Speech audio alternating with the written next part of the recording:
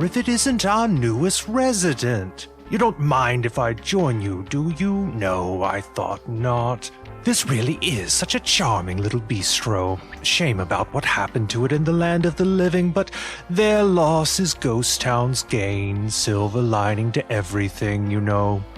It's just like what happened to the Skulltenders when they went back to Scrubfuck, as I'm sure you'll agree. Oh yes, that's right. I hadn't gotten there in the story yet. It began just south of here, where good Doodoo was entertaining some new arrivals. We find ourselves once again in Ghost Town, capital city of the afterlife, on the far eastern outskirts of the ancient forest, near to the southern edge of town down by the water. In addition to being bordered by the horrifying psychic wastelands to the north and the final oblivion of the Eversoul to the south, Ghost Town is bordered to the east and west by impossibly high cliff walls stretching up infinitely above. What do I mean by impossibly high? Well, let's find out. Good old Doodoo the Owl is here amongst the trees and the cliff. Ooh, hi, everybody. It's me, Doodoo the Owl. Yeah, he calls up. He's joined by two of the Laserback brothers, the little pig-faced guys with the glowing quills coming out of their backs you met on your last mission. You remember. Today, Doodoo with you got Stitch, the green-quilled doctor, and Scrap, the red-quilled mechanic. What are you up to out here? Why are you out here? What you doing? I turn to Stitch and say, "Where's Lilo?" And then I wait for the applause to die down. So I don't know a Lilo. Is that how you sounded before? No, I had a different accent before. I was trying something else because for some reason this accent makes people not want to trust me. You're the one who started to not talk after a while? I forget. Yeah, that was me, but now I've settled on my original accent. It's nice to really meet you. Okay, well, nice to meet you too, Lilo. Okay, boys. Yeah? Here's what we're gonna do. Doodoo holds out his hands and then rubs them together like he's about to plan a heist. Okay, I need one of you to stand at the impossibly high wall cliff. Which one? Yeah, come on, boy. What's your name? Scrap? Scrap. Tell Stitch to stand at the wall over there. Doodoo points to where he wants Scratch to tell Stitch to stand. Scrap just kind of like nods his head over there. He's like, yeah, I think he's doing like a weird power thing. Stitch walks over and says, Sure, I'm happy to help. Always happy to help. Plus, it'll give me a chance to take a closer look at your weird body. Yep, you'll get a good chance in a bit. Now, Stitch. Yes, I'm over here by the wall. Tell Scrap. Tell Scrap. I hate this. Get a load of this shit. And then Doodoo just jumps on Stitch at the wall, just runs at him and tries to like jump also, but then you hear like this kind of Half-Life 2 ragdolling effect, and I guess I should roll for yeah. Why don't you tell me what you're trying to do, and I'll tell you how it plays out. Dude trying to get on top of the impossibly high wall cliff. Oh, okay. As he's got a new vibe to try, so he's gonna jump.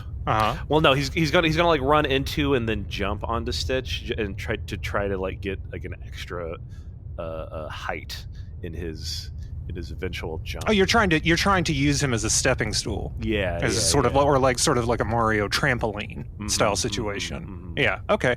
Yeah. Make a. I mean, that feels like acrobatics. Oh no! Wait, no. Sorry.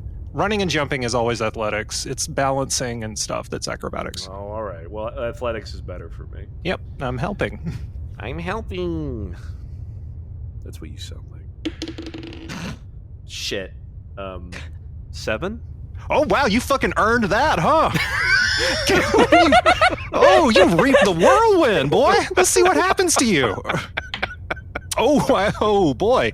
Yeah, so you leap, you get a good a good running start from about 15 feet away. He's Stitch, the little guy. He's got the green quills. He's just sort of prepared and ready. You have not told him what you're going to be trying to do.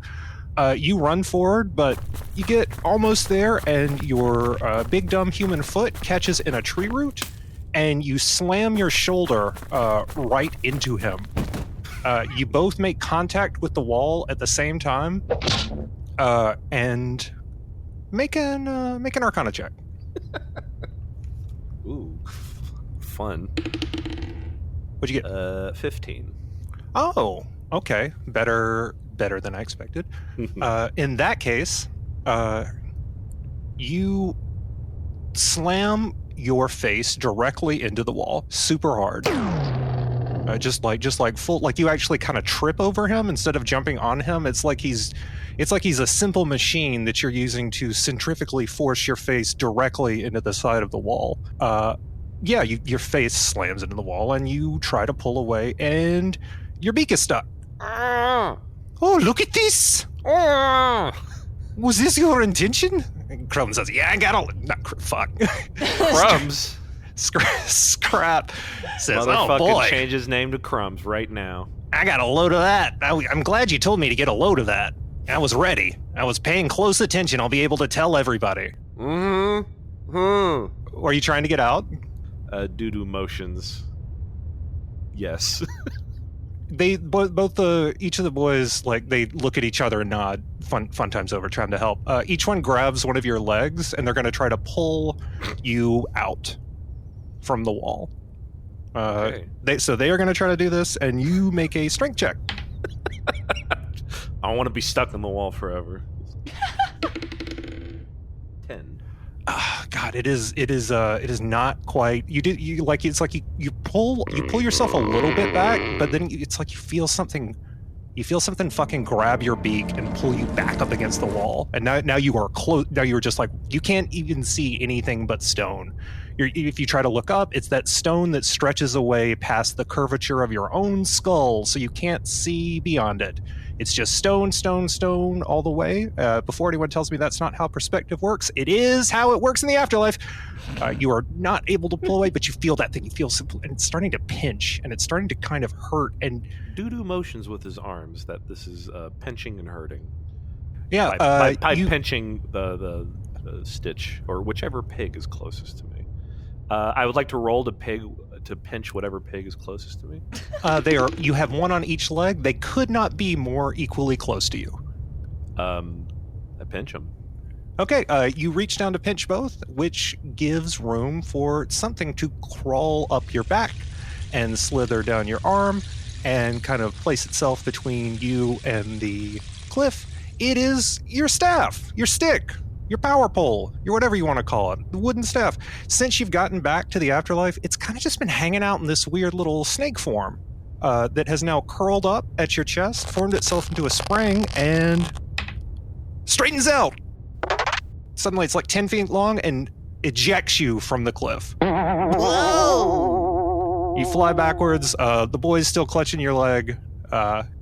You don't see it, but the audience sees that the little hole closes up. Like it was never there. Yeah, you are thrown backwards. A pig boy clutched to each leg. Oh shit, that was cool as hell. Told ya, right? Do you do that a lot? I didn't know what the hell was gonna happen, but it was something, wasn't it? Yes, I must admit. That is the nature of science. Yeah. Bold experimentation. Ethics must be left by the wayside. And thanks to Conk, my magic stick. That's his name, Conk. C-O-N-K. The magic stick, I'm free again. We're free to try it again. Let's go. Get back over there, Scraps, Crumbs. Conk slithers over to you. It's just like a little wooden snake crawls up your leg and slithers around your neck in like a cool wooden necklace. He bites his own tail and gets smaller. Rad. Got like a cool like a solid wooden circle around your neck. A little puka shell. I love that. Yeah, it is pretty cool. Everyone agrees. The audience too. Yeah. Yeah, I think that's great. Hey, you look up, and Planchette is nestled in a little branch. She's like, that was fun. What were you doing? I was trying to get through the wall. It happened once. I saw some rocks. What? I saw a rock stuck in the wall and thought maybe I could get through the wall and over the wall. Look, you know why I'm here, Planchy, right? Oh, yeah, no, you're Can I trying... call you Planchy? You can call me whatever you want. You know, I may not respond to it, and I might take them poorly, but, give it a shot. Perfect. This time I liked it. You know what I'm down here for, and you know what I'm still trying to do. We all know it, right? You want to say it together with me out loud? Yeah. 1, 2, 3. Do a double jump. Oh, I thought you were here to make friends. That's what I was going to say. Oh, but double jump. Yeah. Right. So I was, giving it a try, giving the wall a go. Because if I could double jump, he looks up at the impossibly high cliff. I bet I could make it. Yeah, even without your face pressed directly against it, and even like 20 feet back, it just stretches up past where you can tilt your neck. Even if you were to lie flat on your back, it just keeps going higher than you can see. And there's no fog wall. Just cliff. Like, you can't see higher than the cliff goes. Like, you keep looking, and it keeps... You can, lean back, so you're, fucking Neo-Matrixing, and it still just keeps stretching past where you can see. Doo-doo goes, I think I could make it. Only I could double jump. Yeah, I mean, one of these days, I believe in you. I'm gonna be honest, I don't know what's up there. I never flew up there. You get tired sometimes if you go too high, like Kirby, my best friend. My best friend Kirby, who used to live here and could fly. Yeah, hold on, I'm just processing that. Yeah. Oh, wait, no, I remember Kirby. Kirby, the bird. The bird. Yeah, he got the tired bird. sometimes. He was a round bird. No beak. Yeah, okay. Yeah, that's right. He was that little puffin that had been hurt in that terrible accident that caused him to really, I mean, he wasn't a person, he was just a little bird, but not everybody's smart as us parrots. Anyway, you are one for getting me off on a tangent. I was just wondering if you wouldn't mind. We've had something come up, a call come in. I'm going to be honest, I don't quite know how to describe it. Is it time for the Skulltenders to get back together? Doo-doo does a little dance like he's ready. Oh, I love that. She's kind of trying to imitate it, going back and forth on one talon. I said, oh yeah, look at that. Yeah, did you break up? It's yes. No, it is exactly. It's just been a while. Yeah, I suppose it's been a few weeks. We're like the Samurai Pizza Cats, my other friends from years long ago. You, okay, that's where I'm going to draw a line. We got a call coming, so I'm going to head back to the green room. Away. Felicity's on the way. I always tell Visk last, so we aren't just waiting in the room together. Can you give me a ride? No. And she flies off towards City Hall. Oh, man. I got to go, boys. Official Skulltender business, I say, shooting him like a James Bond look, and then I fucking I skip away. All right, you skip off into the ancient forest. I'm a little too happy, so I don't know I'm skipping away. Oh yeah, but they take it in. Mm-hmm. He reminds me of our brother Sean. And Stitches. I think this scene is over. All right, we're gonna cut to the green room, baby. We're in the green room. It's the stone room at the bottom of City Hall where y'all usually get sent out from. The room is illuminated pale green by the river flowing just inches beneath the metal grating that makes up the entire floor. That river, as you know, is, of course, the river that carries souls from the land of the living into the afterlife. Now, y'all are... you saunter in, cockily, skipping a little bit. What's up, everybody? Yeah, you see Felicity and Visk are standing at the edges of the room over by Planchette's perch. Planchette's, yeah, come on in, honey. We got some... It's kind of a bit of an odd situation. I didn't want to explain it twice, so I ain't told anybody else nothing. Well, don't I get the VIP treatment? Doo-doo cockily saunters by. Really setting up Doo-doo for a fall, I feel like. I don't know what foreshadowing means. Yeah, how are Felicity and Visk doing? What are they up to? Felicity is excited for another opportunity to die horribly in exchange for being alive in hell a little bit longer. I've been going stir crazy at work. It's been weeks. Oh, okay. This should be great news then. Okay, everybody stand back from Visk's little spot. Everybody kind of steps back from the place where Visk is normally dropped into the river. And she pulls the little, what did I say they were? It was like a little lever? Yeah, it pulls a little lever, and the trapdoor that usually dumps Visk into the river swings down and open. When it does, you see that there is something bobbing in the river, like a little green poop. Ugh. It floats up and out. Wasn't me. It floats up and out of the water, and you see that it is not a little green poop. It is a little green pickle. Oh no. It floats in, kind of settles in the air in front of you, and it flashes lightly and says, "Hey, I don't know if you remember, but this is me, Hazel, from the train. Oh. Pickle man. No. It's not Dylan, thank God. This is a recording, just so we're clear. Pickle recording. Just in case somebody's trying to talk, this is a recording. Please stop trying to talk. Anyway, Okay. I don't rightly know if this is going to work, but if you can hear this, we could really use your help here in Scrubfuck. Oh shit, it looks like I'm running out of... and the pickle drops and lands on Visk's foot. Ugh, ugh, ugh, ugh. Yeah, so I really got a distaste for pickles since that guy. I thought it was going to be that guy. Ugh, me too. what guy? Is there a guy? No. Necromancer? The necromancer? Like a pickle man. Yeah, it was the worst. We didn't like the him. pickle man. And No, we're not yeah. happy. We're not thrilled to see him again. I don't want to speak I don't want to speak for. No, you're right. No, I Okay. agree. You try to. He's so smug, and you try to menace him, and then he says you're edging him. In fact, maybe we should take it early and just end it today. No. So here's the thing.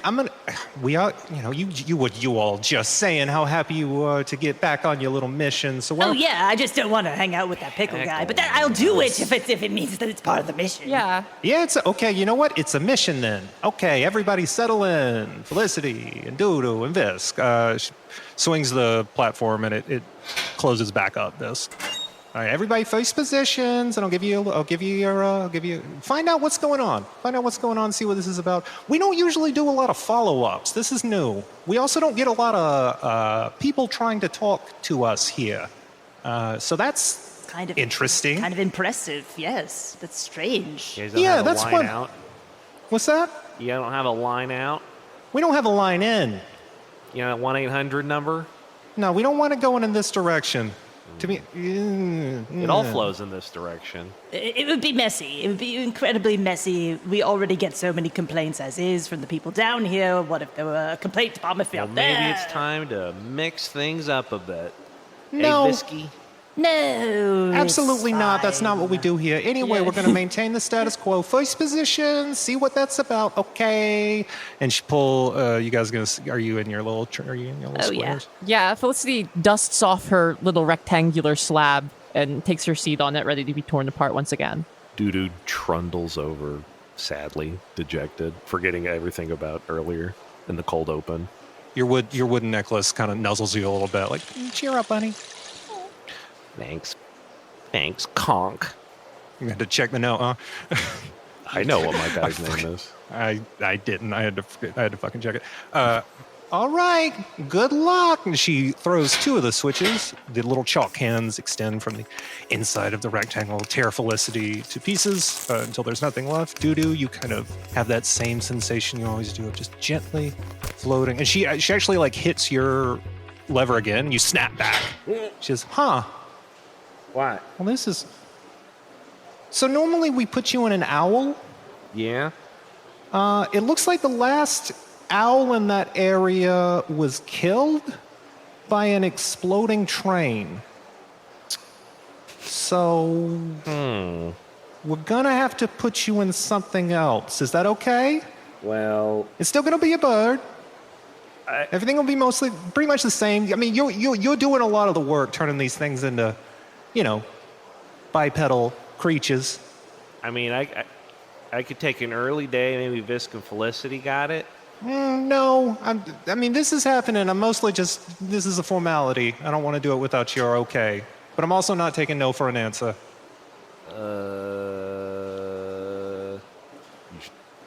just She flips the switch. Yeah, you have that. You feel yourself pulling north, but like while normally it feels like walking into a warm field, this time it feels like walking into a very humid football stadium. It just feels like you can just, and you have that sensation kind of carrying you upwards.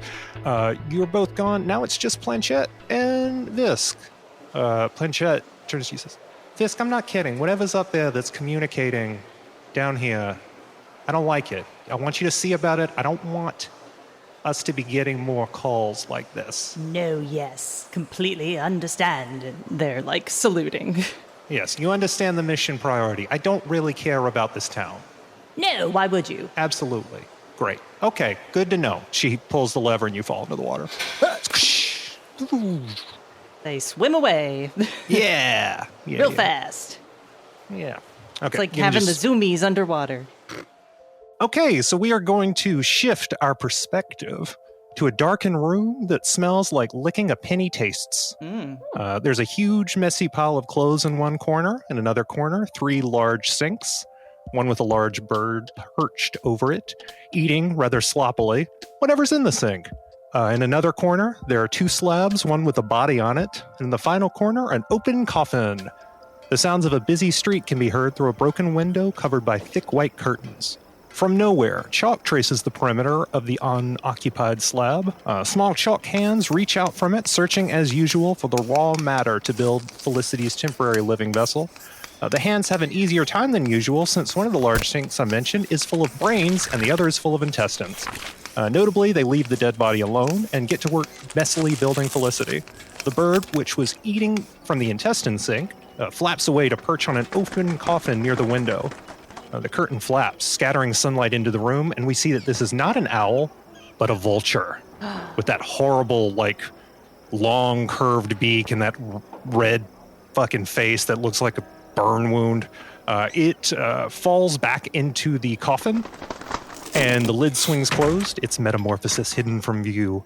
A faucet above one of the 3 sinks start wobbling. Visk, roll a d6 to find out which sink. All right. One has brains, the other has intestines, and the other is empty. 6. Fucking congratulations. Yay! The tap over the empty sink starts shaking and splattering.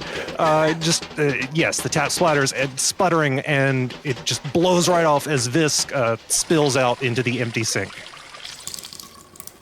Ooh, that was lucky. Felicity, you are being put together. You start to come into consciousness in that half dream, half alive kind of way. Dudu, you are inside a dark coffin. Doodoo just starts banging against it. Coffin just probably, banging outside. As you bang on the inside, it's like the lid swing, bounces as you bang on it. It's not locked. Okay, well, I in my frenzy screaming, I opened the door, the coffin door, the death door. You swing it open, and you see a room. You see a room. It's very similar to the room I just described. Just to give it another quick description, though, as everybody is sort of coming into consciousness, there's a pile of clothes in the corner. There is a coffin that you are in over here in this other corner. There are 3 sinks.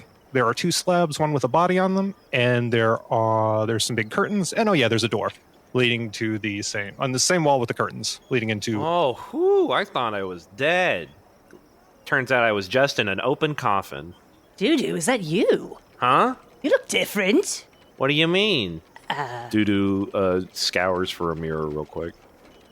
There's a mirror over the slabs, so the Undertaker, who was a freak, could watch himself work. I look at the mirror. You see you look kind of the same. Like your torso is basically the same structure that it normally is, because it's like normally you're doing a lot of work to an owl's body that kind of changes it. Your feathers getting thicker and becoming fingers, and your wings becoming kind of like those bipedal arms that we know and love. But your head, oh my god, he's got a vulture head. You got that ruff of black feathers around the neck, make you look kind of fancy. You got the skinned baby head like that, like gross red. You got those big eyes. You got that long, nasty beak. Like you look like a poison type stork. Whoa! Whoa. Wow. I got DLC skin. Look at the new look for dude. Check it out, Felicity. Felicity is pulling a small bit of intestine, like so many sausage links, out of her mouth and discards it to the side. I like this look for you. Very intimidating. Yeah. I look scary. You'd cross the street if you saw me, huh? Probably yes. Ooh. I'm easily frightened. Well, don't, because I'd be lonely. I want to check out that pile of clothes. Yeah, there's a pile of clothes in the corner. If you take a closer look, when I say pile, I'm talking about like chest high to a human man. Just a fucking huge pile of clothes. They're all cowboy clothes, though. They're like Old West. You see like pinstriped vests and chaps and like fancy hoop skirts and cowboy hats and work shirts that look like they could be a little fancy if you just had a dream. There are spurs, boots, everything somebody could need to get dressed up as a cowboy is here in the corner. Vis is going to grab the biggest galloned hat. Okay. The maximum gallons. Hell yeah. Okay, let me I'm gonna roll a d20. And that's how many gallons it is. Damn. It's 4. I'm sorry. It's actually a little small. Oh, man. I don't think I can fit in this. Are you more than 4 gallons? I would say so. Okay, it has a what is the word I'm looking for? What is it, like a thermos for the canteen? Canteen has a canteen hanging down from the back. Of the hat? Yeah, tactical hat canteen. Yeah, you found a 4-gallon hat with a canteen hanging from it. That is what you found. Great. So you can store the extra in there. It doesn't work that way. Oh, okay. Well, it's connected to the main hat via like Drake. You know what? It's like it's like the beer hats. This is a Cowboys beer hat. Okay, now we're talking. 2 canteens on either side. Yeah. Yeah. 2 canteens. There it is. Okay. That's the ticket. This puts that on. I think they're also going to want shoes because I don't think this sand is going to be nice on their appendages walking around. Okay. You find some nice boots. Nice. I sloosh into those boots, and walking around in them gives Visk some sort of a walk cycle that's halfway between a swagger and halfway between when you put little booties on a dog. So you were just wearing a hat and the boots, and that's it. And I still got my work shirt on. But that's like you, right? That's like the goo. Sort of. Okay, it's just like it's extremely nude sounding. Like honestly, but I'm not against it. Are we nude this time? Did we get here nude? No, you have your regular. They made your regular clothes. Your sort of standard leather fantasy fare that they always stitch together out of the spell stitches together out of skin. I want to dress like a cowboy. Yeah, I want to dress like a cowboy. Absolutely. All right, yeah, dude, get in there. Cohen. Tell you what, you both roll really well, and you can. Nope. Okay, fine. I toss your roll away. Cohen. Yes. Get your D4. My D4. Okay, I got my D4. Whoa. Roll it. I got a 2. Doo-doo finds an outfit that looks like one for one, like Garth Brooks's classic blue and black striped outfit from his Ropin' the Wind classic CD. I look and I just come out looking like Garth Brooks. Oh, hell yeah. Okay, yeah, you look like a prisoner where a jail is blue. Just like my soul. Like a sky prisoner. That's what he looks like, a prisoner of the sky. Yeah. I've got blues, baby. What do you think? Ooh. Do I love it. Beautiful. With the hat? I had other choices too, if you want to know, or we can save it for the Patreon. That sounds like the perfect kind of thing for the Patreon. So to keep things moving, what's how the mighty Felicity? What are you doing? Oh, shameless. Yes. Sorry, we'll do that for the Patreon too. Felicity is very excited, being like an ostentatious and showy sort of person, to be able to wear clothes that were not the clothes that she dyed. So she's already black cowboy hat, some, tarnished metal embellishments on it, white shirt, black vest over it, black denim pants, cowboy boots with a silver spur, yellow and black bandana, that traditional paisley pattern that we all love. Try to tie it together into a bit of a dark sheriff kind of aesthetic. Ooh, I like that. Okay, dark sheriff. Visk feels underdressed and grabs like a big duster just to cover up everything else. So let me get this straight. 4-gallon hat with a canteen hanging off the back, boots, big duster, naked underneath it. Yeah, you don't gotta see underneath it. I think I missed the canteen part. I looked up cowboy outfits. Oh yeah, no. It's Visk has 2 canteens hanging off either side of the hat, like a beer hat. Doo-doo. What you got? Is there anything in there? I start tapping to see if I can get. I'm thirsty, Visky. Oh. Can I have a sip? I don't know. I did not investigate it. No. Wait, actually, yes. It is sloshing around. You want to open it up? That's fine. Doo-doo takes a sip. Yeah. It's pickle juice. Oh!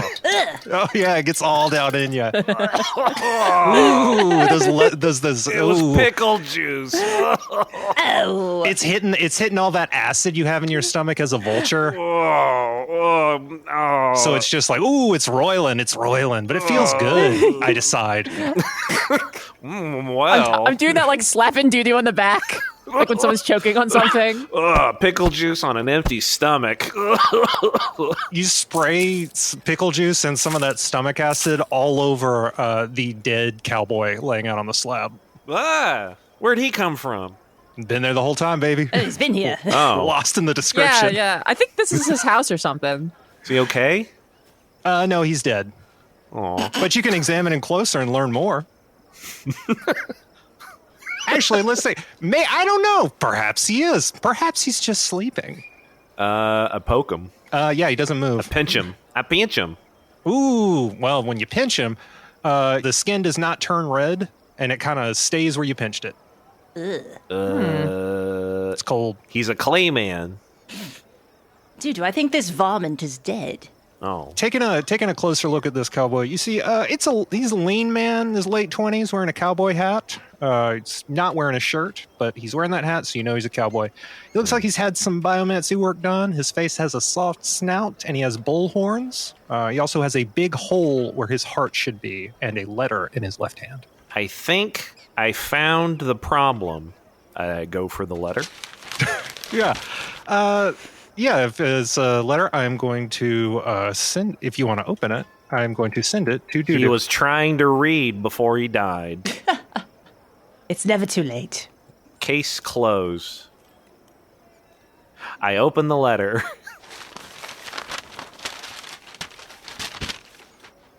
Mr. Mayor, Dudu reads, is with a strong sense of preservation, I must tender my resignation. I look at Felicity and Visk like, wow. Nodding. Back to the letter. Though I greatly appreciate the boom our recent troubles have brought my personal enterprises, I am a scavenger, I know that one, not a fighter. And I have decided to get while the going is good. I hereby bequeath this shop and its contents to whomever wants them. Sincerely, Conrad Catardes. What do you think this means? Well, I'm not going to look a gift horse in the mouth. And Felicity starts to go through the dead body's pockets. Is this the shop they're talking about? Piss. There's some more. Oh. I'm leaving my vulture behind. He says while scratching his vulture head. Behind me with the Undertaker trade. Please either care for it or destroy it.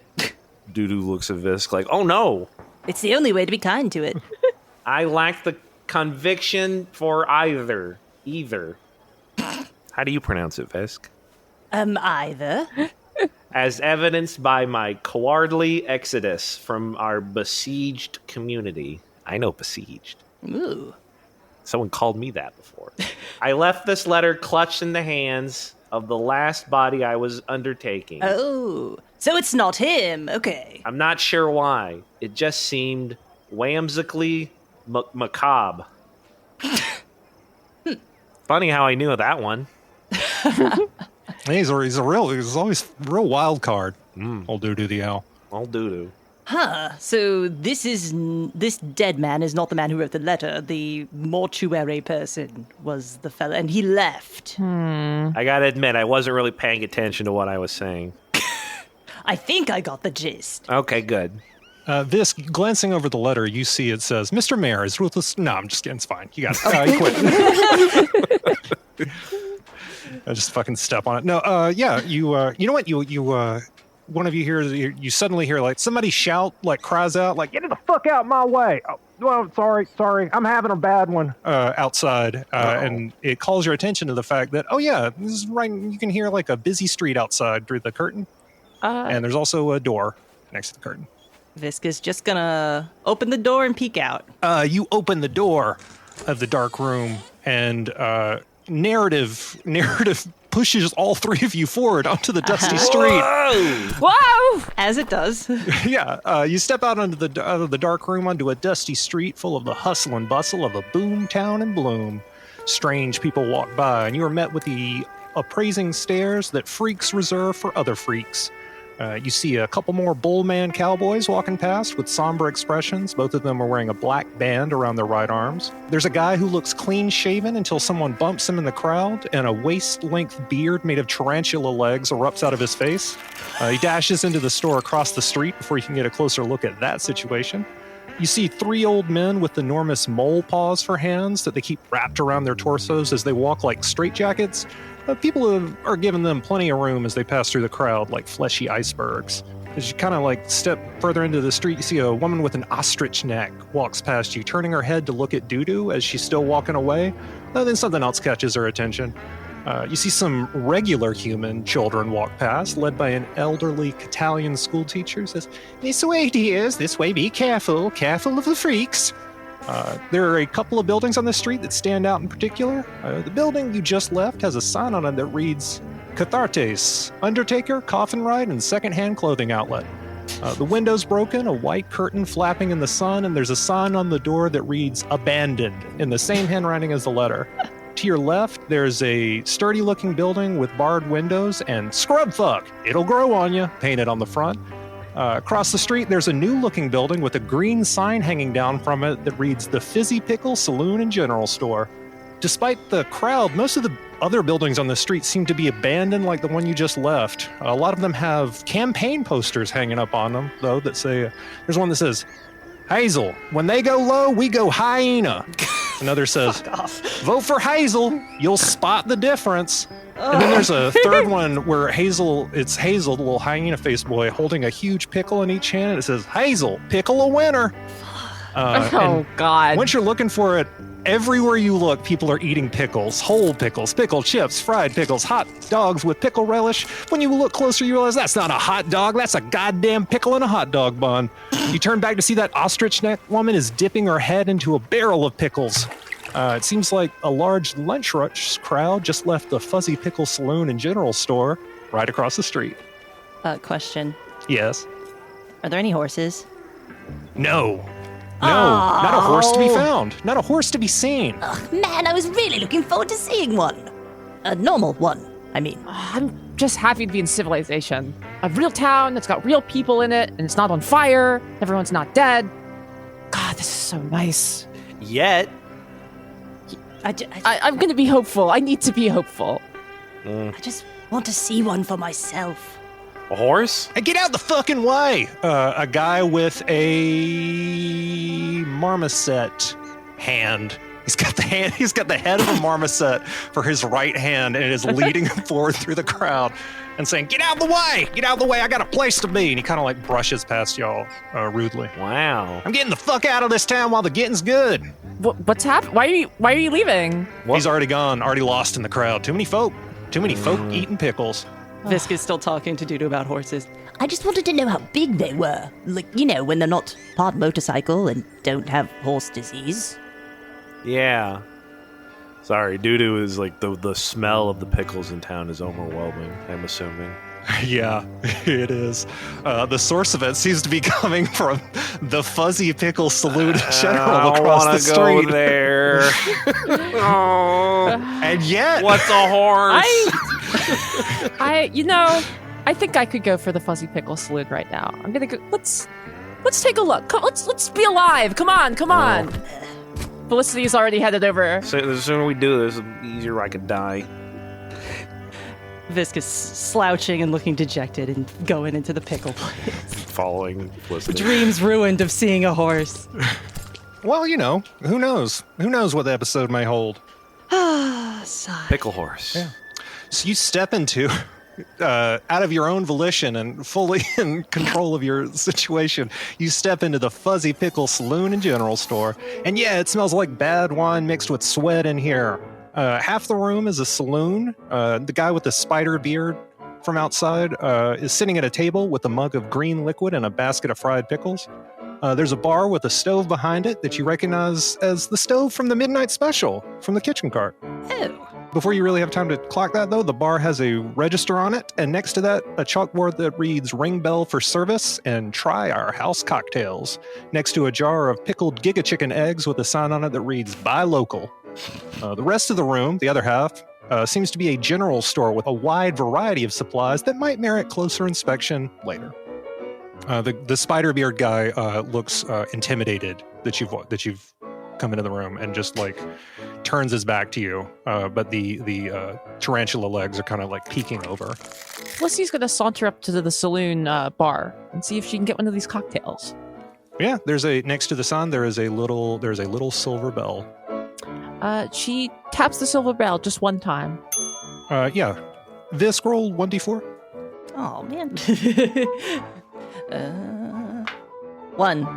Okay, Visk, you take 1 damage at the sound of the bell. It hurts. It hurts like biting on a fork. You know what I mean? Just so that. I didn't want to have that sensation. Visk, rushes over to kind of, grab the bell and, scoot it away down the bar away from Felicity. Don't! Whatever you just did, don't do that again. No need to do it again now. The lid on the barrel behind the bar pops open, and Oh no. a wondrous thing appears. A creature made entirely of pickles Oh no. swarms up from the barrel and hovers over it. The label on the barrel no longer reads Octasio Sourgum's Industrial Pickles. It now reads Dylan Pickleman. And 1 nickel per pickle has been painted over to read 1 nothing per pickle. Brothers, it's so good to see you again. My saviors. Oh my god. Dude, Oh my god. bit away. Didn't saunter up with the rest of them. He's sort of just hanging back. I see you back there, brother. With your kind action, you are my true savior. With your kind action of closing the lid of my barrel on the train, you saved me. You ensured that I could survive and share my bounty with the folk of this kind town. Son of a... Damn. I have just the thing to thank you. He reaches behind and pulls out a big bag of red licorice with a little note on it that says "For Doo-Doo." And he extends a pickly hand towards you, Doo-Doo, with the huge bag of red licorice. Doo-Doo does like licorice, so he tentatively takes it from him. I remembered, threw away the black. This fellow just likes red. What can I get you? Felicity, yes? Yes. God. I did not think I would see you again, but this seems like a fine day to make amends. It's so lovely to see you again, Dylan. Ugh. I was hoping I could try one of your specialty cocktails that I've heard so much about. Oh, absolutely. Well, we've got 3. There's Pickleman's Green Label. There's a whiskey sour, or our famous fuzzy pickle. I think I would love a whiskey sour. All right, well, we are out of whiskey. What do you He have? takes out a glass and pulls out a jar of green liquid and pours it into the glass and slides it towards you. This is... She smells it. Yeah, it smells like pickle juice. You know what? You almost can't smell it because Damn it it. smells like the rest of this room.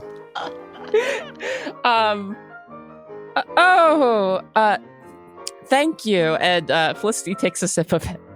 Yeah, it tastes like opening a jar of pickles and drinking the juice. Is it good? Well, it's nice to taste something when you're alive. It's salty. It's here. Try some. Oh, it's nice to taste. Do you taste stuff? Is that a thing you do? I haven't really had many opportunities. Let's try a thing out. And I'm going. Felicity's going to take the glass of pickle juice and just kind of reach up and dump it on top of Visk's head and see what happens. Yeah, it lands on their hat. You get their hat really wet. Oh, I just got this. It actually gets caught in the crown of the hat and filtered down into the canteens. Oh, maybe it's designed to do this. Yeah, exactly what I was planning. That's just what I was wondering. Yes, that's a rain catcher, brother. Does it rain pickle juice here too? No, well, it does when I'm around. Are you doing this? Doing what? Nothing. Yeah, you seem to be very successful here. I think you know what? I don't think most towns are this pickle focused. Absolutely not. No, I imagine not. You know what? You know who can explain this better than me? Whom? Hi, you came! You turn to see a little kid. This is about 14, 15. It's Hazel.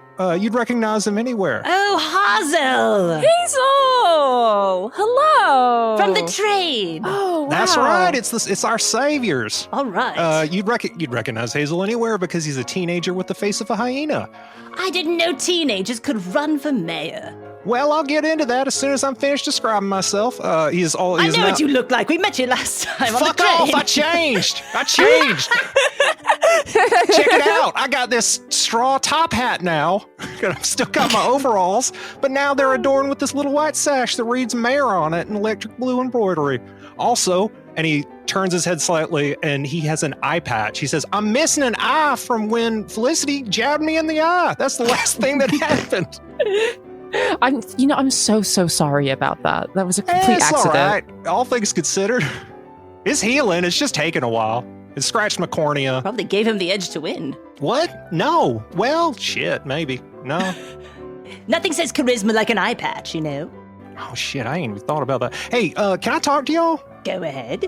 Oh, absolutely. You already are. Yes. Yeah, sure. Oh, hold on. Dylan, can we get some chips to go? Dylan, reaches forward and hands, a huge brown paper bag, which is kind of, damp at the bottom. He says, take them for the road. I'll see you soon. And he recedes back into his barrel with the lid closing behind, like reverse Rita Repulsa. Felicity takes the wet bag. And he says, yeah, just follow me. Come on. And he's reaching into the bag, pulling out big handfuls of fried pickles and just tossing them in his mouth. So congratulations on winning. Yeah. Well, you know what? It was a tough race, but everybody ran it real clean. He's leading you across the street through the crowd. People are making way and tipping their hats as he passes. Mr. Mayor, this weasel-faced man who does a double take as he recognizes you, the three of you.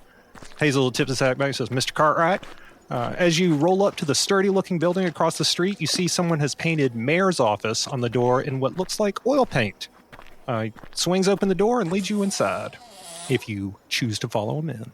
For sure. And I absolutely do. Fantastic. Good job at executing your narrative agency. The first thing you notice in this room, as Hazel leads you inside, are the two jail cells to your right, one of which has a safe in it that is kind of jangling around. The other one looks like it's been made up into a bedroom. You can feel free to wipe your feet on one of the several welcome mats that have been arranged to try to hide a large blood stain on the floor. Hazel walks across the room and sits down at a large desk covered in papers. Also on the desk is a jar with a pickle floating in it. And behind him, you can see where a wall of wanted posters has been covered up by some more palatable campaign posters, much like the ones you saw outside. There's also a spittoon to the side of the desk. As he sits down, the safe in the behind the bars just kind of wobbles around. He says, "Don't worry about that. Take a seat. Dude looks around. Was all this here before? No. I don't believe y'all came into Scrubfuck proper. I think most of our adventure took place at the distant train station that took its name from the town, and then subsequently on that weird train that I'm going to be honest, never got quite a clear understanding of what was going on or what was happening, but everything changed after y'all went ahead, so I figured y'all had something to do with it. Yes? Absolutely. Yeah. Are you gonna be mad at us if we did? No, oh my god, it's the best thing that's ever happened. I mean, so they like, keep using the phrase savior, so I think we're in the clear to take Oh. credit for it. Is that what that means? Means good? oh well, I'm just gonna shoot straight right away. Do you remember the guy who ran that train and he would put people's souls in the train and something awful would happen and the train would keep going and then you were stuck there for, who knows how long? It seems that we killed that guy. okay, well, that's interesting to hear. I never quite encountered that fella. I mostly hung back with the living folks. You really weren't missing out. And you were kind of new on the train, too, if I remember right. Yeah, same night. I was the same night arrival as y'all, newcomer. But so last I saw y'all headed forward, and then after a while, we heard like what sounded like a really cool song for a little bit, and that got us all. We were really vibing to that, and then the train just kind of came to a stop, and we waited because you don't look outside, but then all the ghosts just kind of disappeared, just sort of like sunk down into the seats, and I presume through the very surface of the earth to go to their great reward. It's like looking at you with like raised eyebrows, like very hopefully. No, yes, it was reflected in the paperwork. Yeah, that's correct. More or less. Huh. Neat. Doo-doo shrugs. All right. Well, I'll take it. Good. We want something good at the end of all this, theoretically. Yeah, so we came back. I was sort of, I was kind of the only one who wasn't, quite insensibly starving or mildly crazy like Mr. Cartwright. And folks they were really happy that we had, I brought Jane Jenkins back, and I was back, and we sort of found out that people hadn't been just slipping away from town every now and then because they gave up on it, and it was a tragedy to learn that so many of our citizens have been preyed upon over the years. But it brought us together in that dark but tangible way of like, you know what I mean? Oh, sure. Oh, very familiar. Solidarity. Yeah, exactly. That's exactly it. Yeah, exactly. I mean, I could really use some more of that. We got the town together. We got rid of all the rats that had taken over. We started bringing back the giga chicken population. And the real boon, I'm going to be honest, in addition to the things we were able to scavenge from the shipping cart, was Dylan. Yeah. Dylan was a game changer for us. I mean, it's dry out here, but all of a sudden we got infinite food, infinite water, infinite whatever you need. I mean, it's a little salty. You can't grow shit with it, but you can hydrate. You can get your electrolytes. I mean, there's 0 calories, but that's a fun treat too. Yeah. I thought you need calories to live. That actually sounds like a lot of utility to the town. Yeah, sounds like you guys are fine. Yeah. So yeah. So That's, I mean, maybe you're about to go into this. I had a question pertaining to doing fine. You sent us a messenger pickle in the live stream. How and why? Oh, well, so that's exactly what. And the pickle floating on his desk starts flashing like a little alarm. And brother, she's here. She's back. He's, oh fuck, she's at the pickle. Come on! And he leaps over his desk with hyena agility and sprints across and throws the door open and runs back across the street. He says, I know we're going back and forth. Come on, it's gonna pay off. Oh, jeez. Felicity runs after him. Running after. I also run, but in like comical fashion, as is Doo-Doo's wont.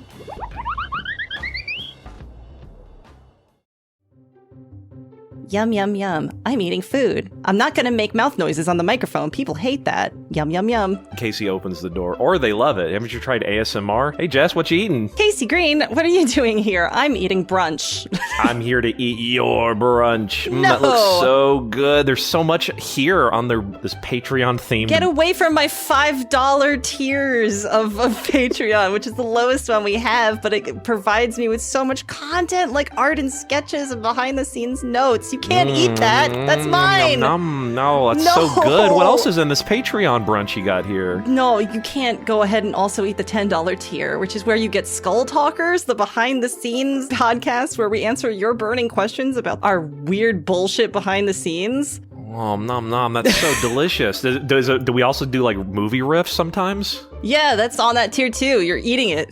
This is such a weird fucking You're bit. eating it. You're eating it. That they're gonna eat The $25 tier after that. No. Oh my god. Oh my god, which is priority on Skull Talkers questions. And what's this? Deleted scenes. Whoa. Every 4 or so episodes, I make a big compilation of deleted scenes and explains why they hit the cutting room floor. That's one of my favorite tiers. You can't eat that too. No, I'm eating it. This is a little burnt, but I love it. Nom, nom, yum, yum. I don't think you're going to be able to eat this next one. What? What? You think it's a big tier? It's a pretty big tier. I don't think you're going to be able to handle it. I don't think it's going to fit in your stomach because... Well, what is it? It is for the most financially irresponsible and hottest among our patrons. Oh. A goofy-ass $1,000 tier. Holy moly. Where you get a plot-relevant NPC co-created by you and Cohen, and an original piece of art from us, and special Whoa. thanks by name from the mayor. Whoa. At the end of each episode, the dulcet tones of the mayor. The mayor's hot. The mayor's really hot. So is this challenge burrito you've given me, the $1,000 challenge burrito. But I've been practicing my challenge eatings by watching a bunch of YouTubes of some man eating a bunch of breakfast challenges all over the US and UK. So I'm ready to tackle this whole thing. You've been preparing for this. I don't know why I ordered all this. This is way too much content for me. That's why I'm here. I felt it. I felt it in the universe. And it's all creator owned, this giant burrito. Mm-hmm. Looks like we're going to need your help, listener. To eat it all. We're going to need so much help. It's too big. It's too much content. And So also, join our- this entire dish comes with access to our Discord where you can hang out with us, riff with us. Yeah, you can watch me eat in real time if you like that. We'll have to add that to the tiers, yeah.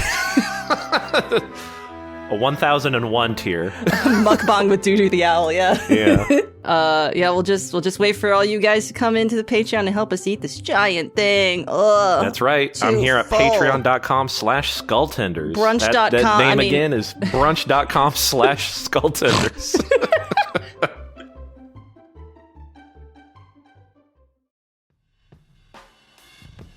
A crowd is gathered around the Fuzzy Pickle. As you enter, there is a woman at the bar talking to Dylan, who has his pickle hands raised. Just Empty the register, pickle man. you take a look at her. I assume you're all going to try to take a look at her. Can we Three Stooges into the door and just be like, whoa, I'm on top, Felicity's on. Hazel's on bottom, and then Yeah. it goes Hazel, and then We're all getting a load of this. it gets a load of you. When you try to get a load of her, she tries to get a load back. Oh my god. She turns, so she's standing in profile, and you get a good look at her. She is staring at you out of a chameleon eye with a bright red pupil. One is looking at you, the other is still fixed on Dylan. She's got long red hair and a red bandana tied over her face, and her right arm is tucked up under her coat. There's something familiar about her. It's hard to place for a second. Can somebody make an Arcana check? Just Arcana around the table. See who gets it. Oh, yeah. Sure. Arcana around the world. Oops, I have a -1 in Arcana. A non-natural 20. 16. 15. You're trying to get a beat on what's so familiar about her, and then you realize she's got that translucence, that insubstantialness that is so common to ghosts. This is a ghost. She looks like people look in Ghost Town. You can see a little bit through her. Anyway, all of that clocks, and she has nothing pointed at the pickle man. She says, Empty the register. Visk points at her. What are you doing here? she looks back at you and points the hand that is not tucked under directly back, and she says, I'm getting paid, is what I'm doing. Well, what use is money to you? You're a ghost. What are you? I'm a gooman. Kind of got you there. I don't have time for put the money in the bag, big man. What money? he says, I don't have any. He points to the barrel where it says a pickle for nothing. He says, we don't take any money. It's all free. I'm just giving this stuff away. A socialist pickle utopia. Yes. You can look. Looks up over her. Says, "This, yeah, you get it. Socialist pickle utopia." And she's, I don't have time for this. and she swings the arm that was tucked under her jacket out, and it is so fast that you can't quite see what it is, but the barrel that Dylan is gets a huge hole ripped out the side. and Pickles just starts spilling out. He's just, oh no, this is real bad. Oh no, it's only infinite from the top. And he's starting to sink down into the barrel. Roll initiative. What did she just use on that man? This is not good. Oh. 6. Woo! Doo-doo? That was a natural 20. Ayo. Oh, okay. Doo-doo's going to go first. This got a 6. Another 6 over here. Who has a higher dexterity bonus? Mine's +3. Yeah, mine's 1. I'm last. This chameleon-eyed woman with a red bandana over her mouth and a creepy arm tucked up under her jacket turns towards you and advances. But Doo-doo, it's your turn. You get the drop on her just a bit. Dylan is spilling out of the barrel behind her as she advances towards you. Not really knowing what the heck is going on with her and what she's doing, Doo-doo instead goes and slaps his big-ass wing over the hole in the... Well, how big is the hole in the barrel? You know what? It's about the size as the hole in that guy's chest from across the street. So I could probably, Yeah. stop the spelling at the very least with my big hand until I find something else. She is between you and the barrel, but you could probably go wide around her if you needed to, and you would not be directly in her range. I got the movement. I'd like to go wide around her. All right. She keeps one of her eyes on you as you move around her, and the other on Felicity and Visk. She sees what you're up to and doesn't seem to give a shit. She strides forward. Who's in front, Felicity or Visk? Felicity, I would say. Okay. Because Visk doesn't know how to run in the boots, so Visk would be behind me. That's true. I would also be cowering slightly, I think. You also had the higher initiative, so it makes sense. Felicity? Yeah, this hits you. Felicity, you blink, and your right leg is missing below the knee. You drop to the ground as you take 9 damage as your leg is ripped out from under you by something faster than you can see. It moves. There's a sound like lightning, not like thunder, but like lightning. That like slight electric tinge, and you're in agonizing pain. You see the bottom half of your leg impaled on the end of a scorpion stinger, the length of a human arm attached to this woman's shoulder. She gives it a shake and it drops off onto the ground next to you. Is Felicity bleeding out here? You are spurting blood really badly. Yeah, this is an incredibly bad one. Okay. Fastest hands in the West. Cool. Holy shit! Sorry, Felicity. Yeah, Felicity, it's your turn. Ricochet! A jagged black sword appears in your hand.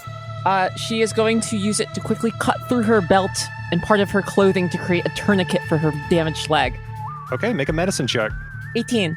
Yeah, you were able to quickly staunch the bleeding, possibly because she has turned to face Visk. Uh-oh.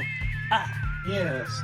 You know about a sense of it? There's a reason Scarlet Sizzlefingers is the most famous bandit in the West. Absolutely. You want to stand against me, old man? She says, staring through you with one of her horrible red chameleon eyes.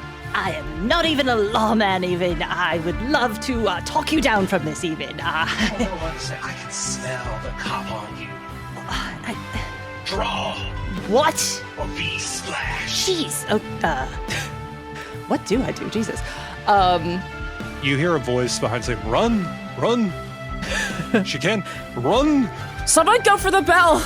no, don't do that. What the fuck? At Felicity saying, someone go for the bell, again, it's faster than you can fucking see, but you hear that sound again. The tail on her arm is out, and then it's gone, and that bell is just there's just a melting puddle on the counter where there used to be a bell. God, well, that's good for me. We should probably do what Dylan says. Let's run. And they start slooping out the door as fast as possible. Okay, they're going to make an attack of opportunity as you run. Mm-hmm.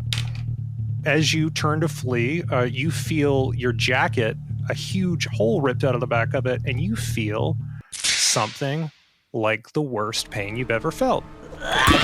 You feel like you are being dissolved from the center outward. Whatever core you have inside you, whatever sense of awareness constitutes this consciousness is like fleeing from this sensation. You've never really felt numb before, but like that's what's happening as the middle of you is starting to melt away from the middle, and you're having trouble staying constituted. Yeah, Visk is like melting around and stumbling. Yeah, Dudu, it is your turn. You are over there with the barrel. You are able to do whatever you want with it. You had your hand slapped over it, I think. I was gonna, but now it looks like if I need to... Dude is rethinking his options. Help me, brother. Help me. I need you. I'm dying. But you also told us to run, right? I told them to run. Save me. Dudu puts one hand over the hole on the barrel. Yeah, it blocked. It stops. Says, "Oh, thank you." Dudu puts his other hand on the other side of the barrel and picks it up. All right. Hey, music swells. Fucking make an athletics check. Oh, not a natural, but a 20. Holy shit. So there's something invigorates you. You didn't like this guy. You did not like Dylan Pickleman. That was your first reaction upon remembering this guy, but it's like you saw him in trouble, it gave you that licorice, and you're just invigorated with this strength because deep down you know you're saving a homie. You're saving your favorite character. You're saving the best NPC on the show, Dylan Pickleman. You lift the barrel up over your head, and perhaps out of respect for such a great character, this bandana-faced woman ghost, or perhaps because she's distracted killing your friends, watches kind of bored as you just flee out, and she turns to the register, slashes it open with that scorpion tail hand, and it finds that it is fucking empty, and you hear a voice like, You gotta be kidding me.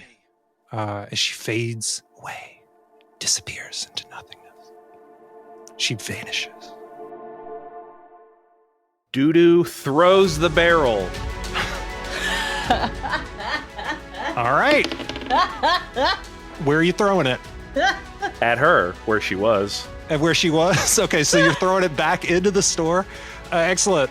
Make an attack roll. That was a 5. What? Plus proficiency? 7. Yeah, you throw the barrel. The part with the metal band in the middle hits the counter perfectly, and a bunch of pickles spray all over the general store side of it, just like pickles and juice and everything. But fortunately, it also crumbles the barrel back into place, kind of like season up. He's also pressed some pickles up against the inside. But he's he's like, I'm very hurt. Help me. Where'd she go? Did I get her? She comes once a day. It's really bad, brother. So you know when she gets, you could set a trap. Well, that's just what I was hoping you'd be able to help me do. And Hazel strolls back in. Strolls is a little bit cavalier. Hazel mournfully strides back in.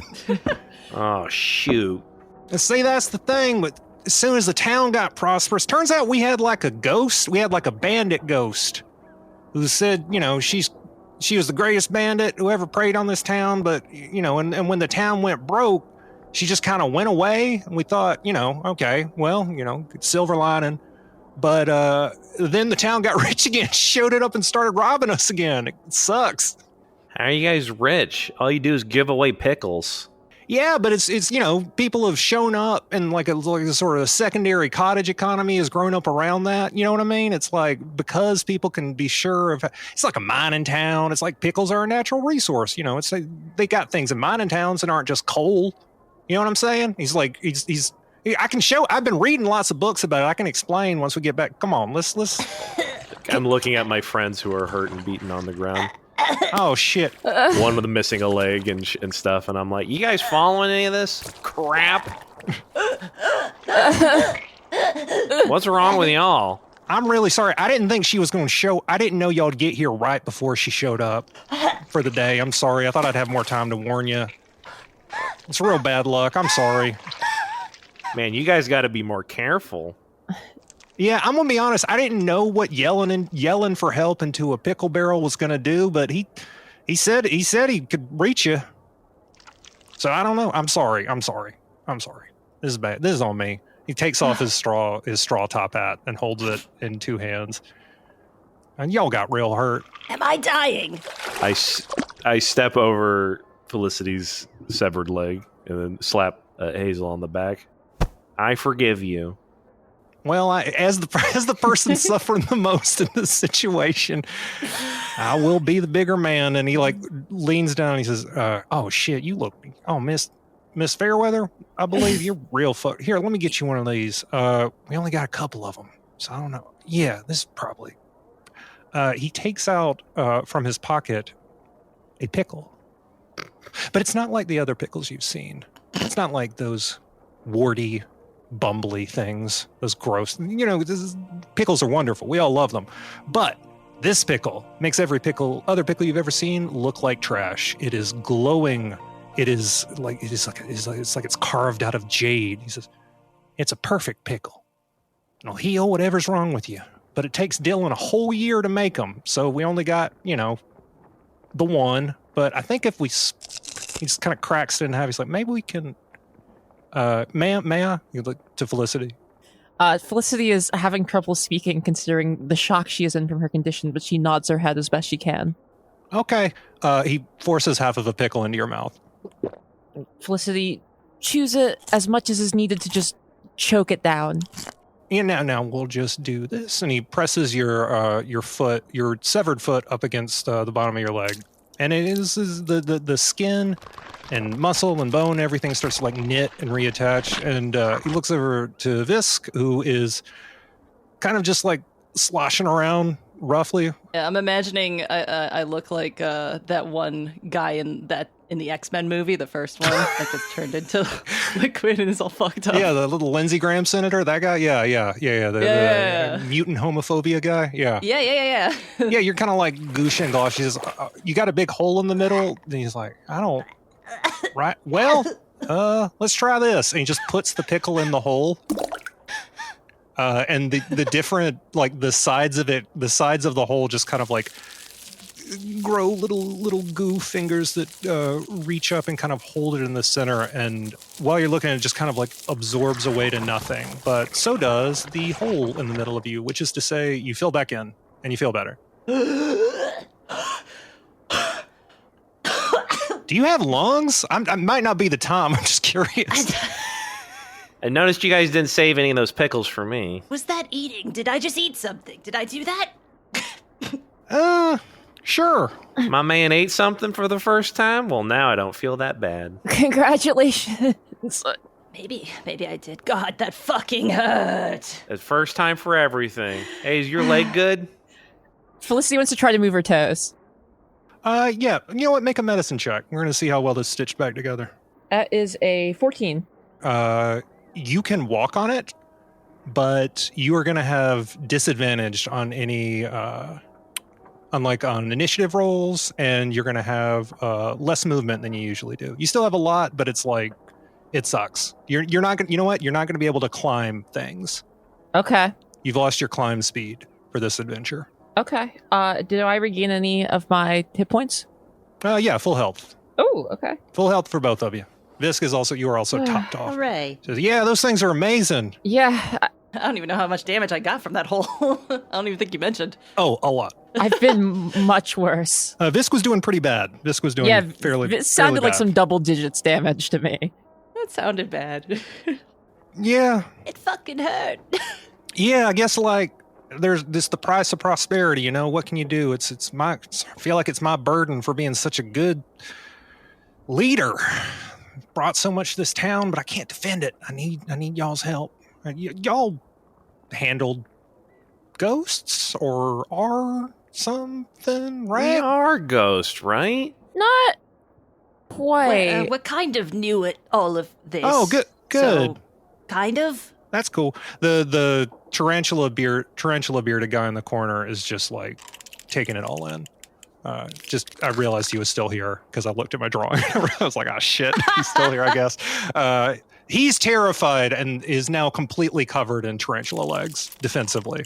You can continue to ignore him. I wouldn't get close to that. Just, oh shit, we don't want to scare him. Come on, let's go back to my office. I got something else to show y'all. It's a real whirlwind tour, I suppose.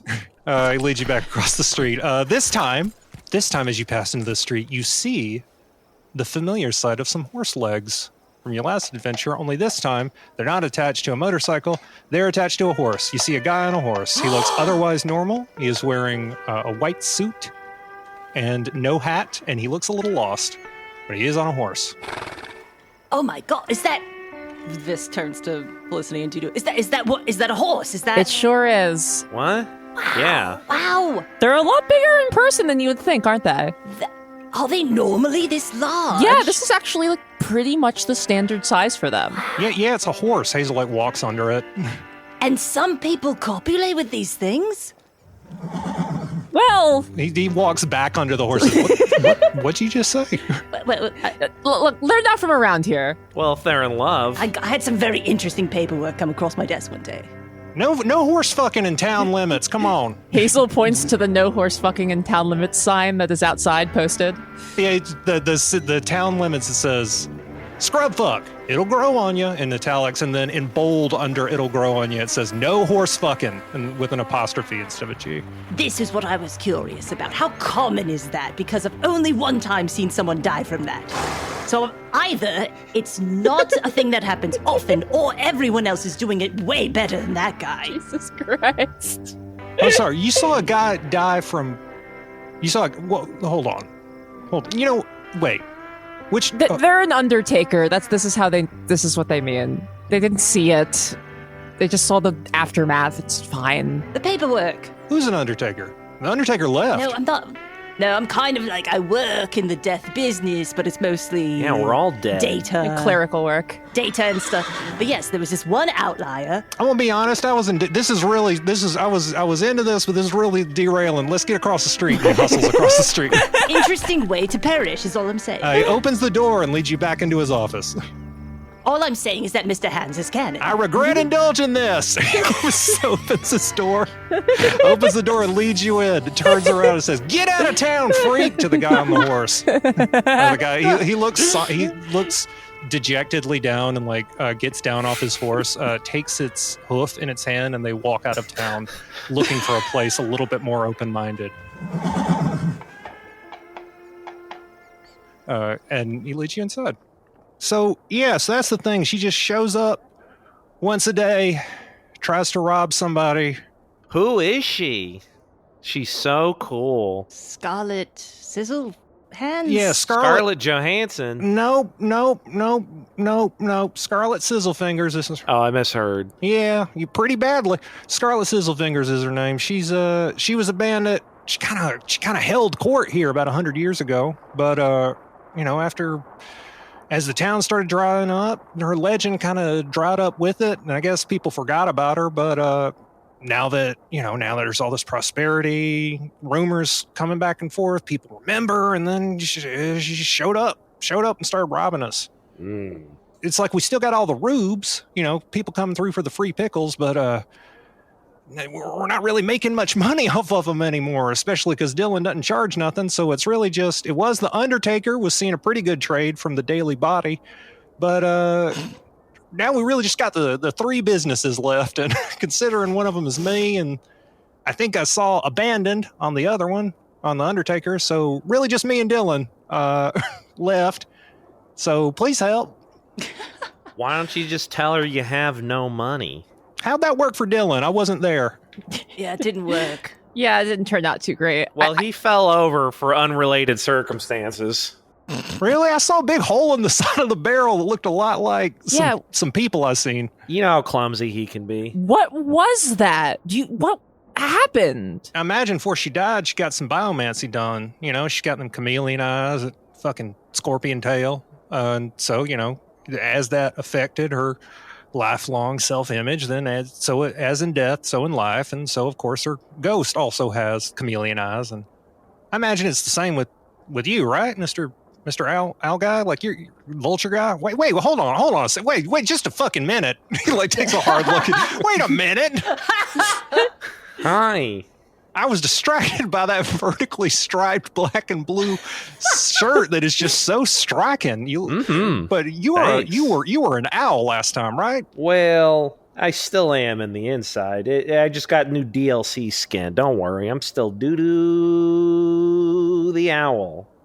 All right, I confess this is a little past. I've been reading so much. She pulls out a stack of books from under the desk and puts them on the desk to impress you. Ooh. Wow. There's one that says civic leadership for anybody. There's another that says pickling profits, and another that says introduction to magic. That's how I know about these concepts. Anyway, Visk is going to. Can I have that book, the last one? Oh, sure. Oh, You want pickling profits? Here, he hands you a book that has like a guy holding a jar of pickles and a guy holding a sack with a money sign on it, and money and pickles are raining down around him. well, this one's nice, but I was actually thinking of the one about magic. Oh, sure. The one about the magic of civic leadership. He hands you a book that shows a guy with a jar of pickles and a bag of money, and votes are raining down around him. I was thinking about the one book you haven't mentioned yet. Oh, okay, that's fine. I think it was something like generic, like Introduction to Magic. Yes, I want that. Thank He you. hands it to you. Says, "Now back to the issue at hand. You take it with you. Yeah, have fun. Oh, hell yeah. Thank you. Yeah, you now have a book called Introduction to Magic. I need to know some stuff about what I've been going through. Yeah. Oh, yeah. Oh, I get that." He looks wistfully out.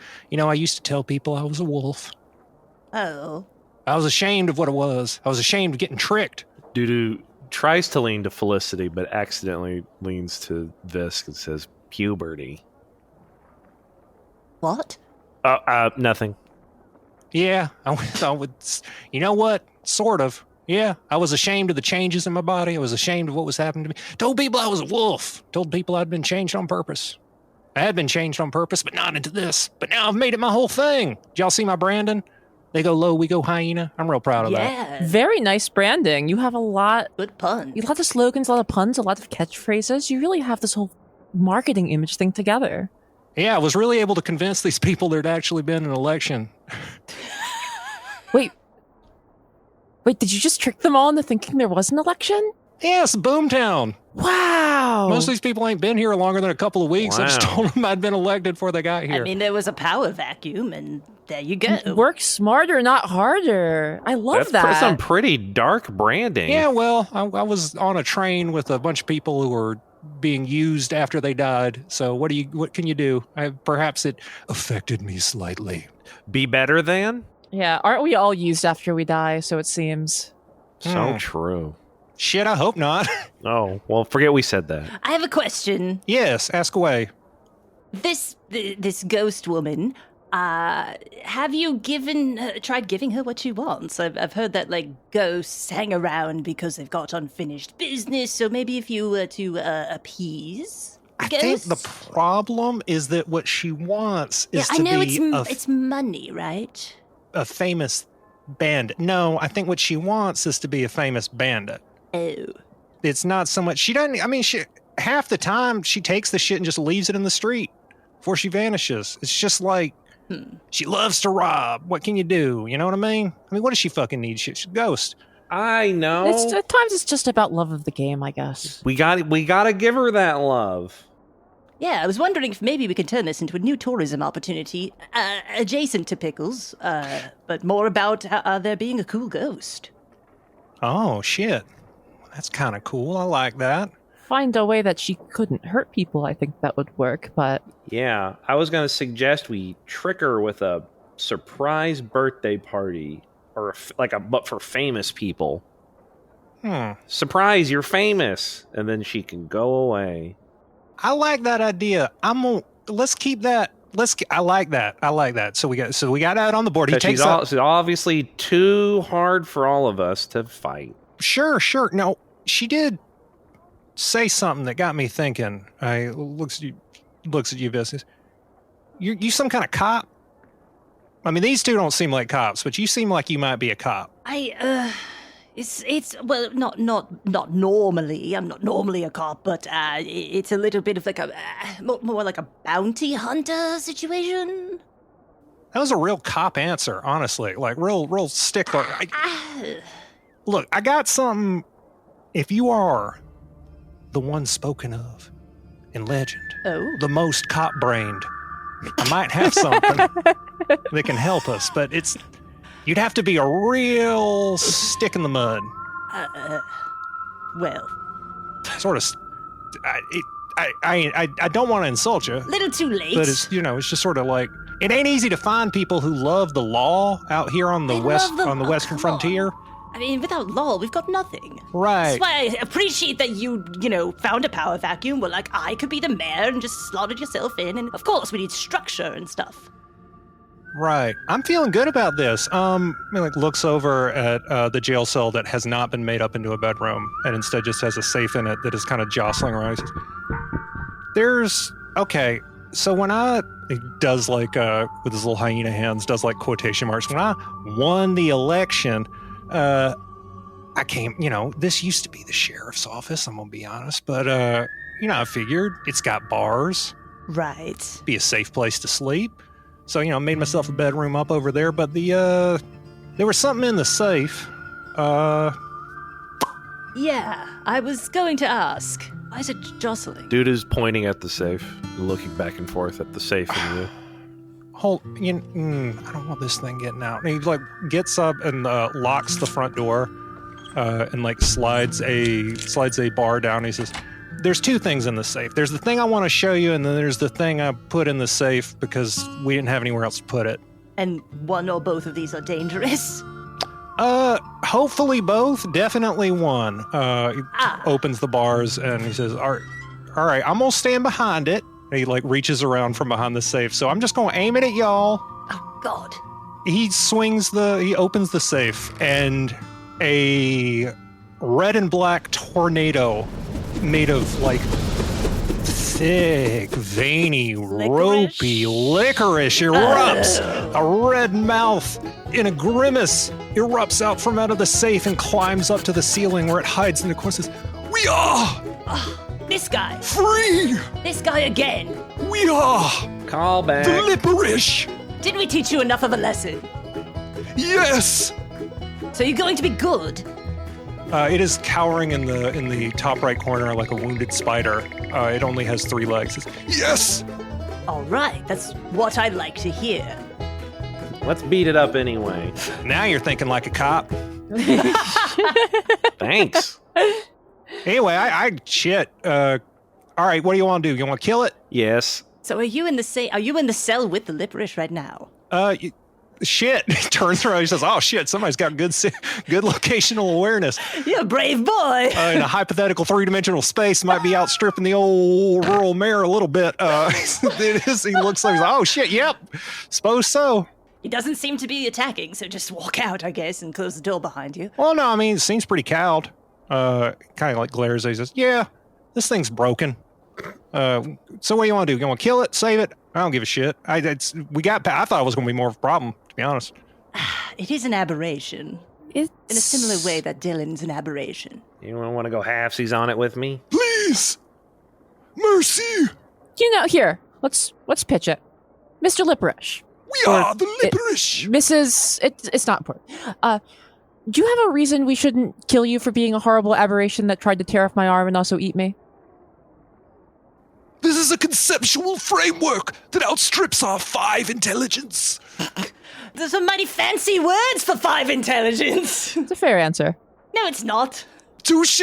Those are fancy fucking words. This thing's lying to us. Okay, here, I'll try it. Let me try again. Will you hurt us? No! Are you cool? Are you cool? Yes! No. The licorice is very cool. And it's kind of coming forward a little bit. It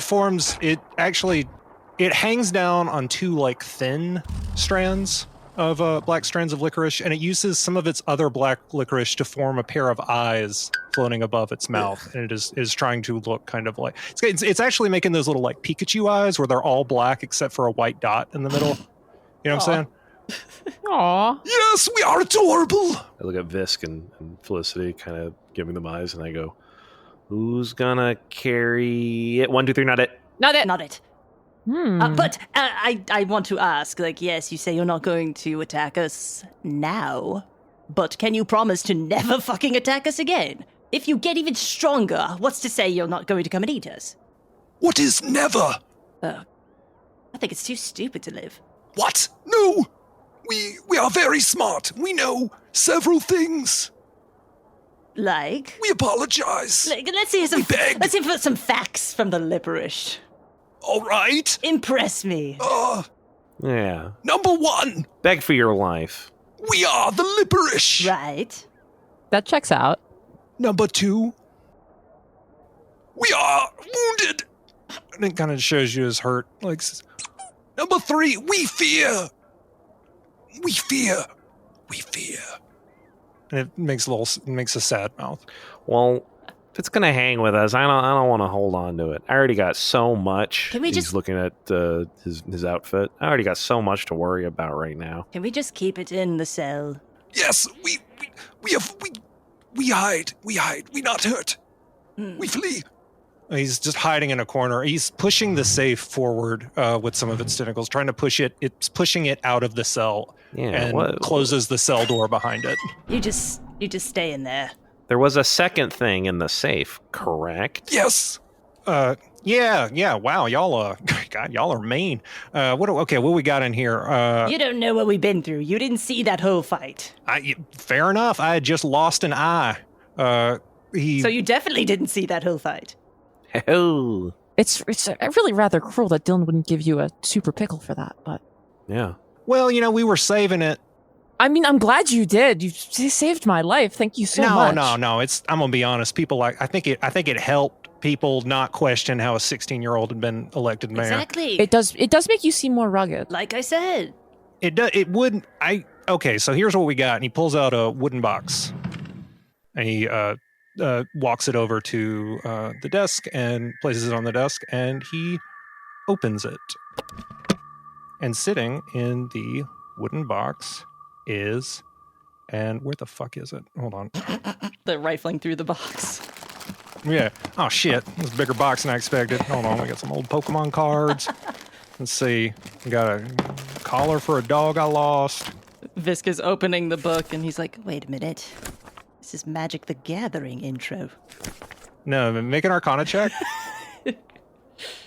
As you're opening this book. 15 plus 3, I think. Yeah.